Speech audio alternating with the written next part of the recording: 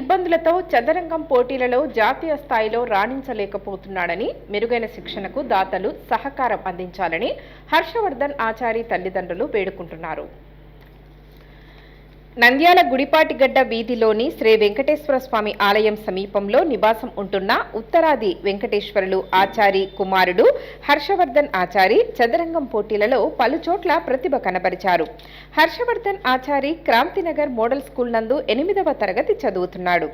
చదరంగంపై ఆసక్తి కలిగి ఉండటంతో పలు పోటీలలో ప్రథమ స్థానంలో నిలిచారు.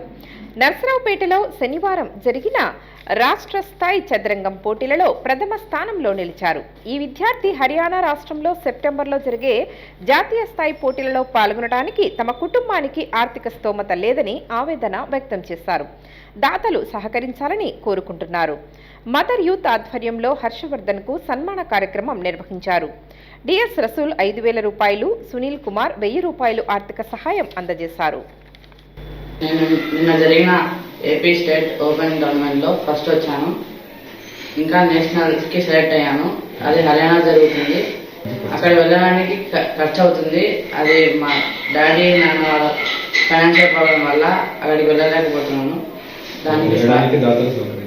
దానికి సహాయంగా దాతలు కావున నేషనల్ లెవెల్కి వెళ్ళడానికి ఇతనికి కొంచెం ఖర్చుతో కూడుకున్న పని కావున దాతలను ఇలా తల్లిదండ్రులు కూడా ఇతను ఒక బంగారు షాప్లో ఒక చిన్న గుమస్తా, తన తండ్రి కూడా చిన్న జీతంతో కుటుంబాన్ని జీవనాధారం చేసుకుంటూ జీవనం సాగిస్తున్నారు.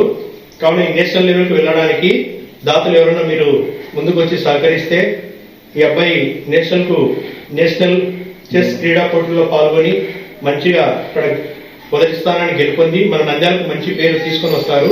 కావున దాతలు ముందుకు రావాలని ఈ మీడియా మూలంగా ప్రతి ఒక్కరు చూస్తున్న వాళ్ళందరూ సాయం చేస్తారని కోరుకుంటున్నాము. హాయ్ అండి, సబ్స్క్రైబ్ టు నంద్యాల కమ్యూనికేషన్.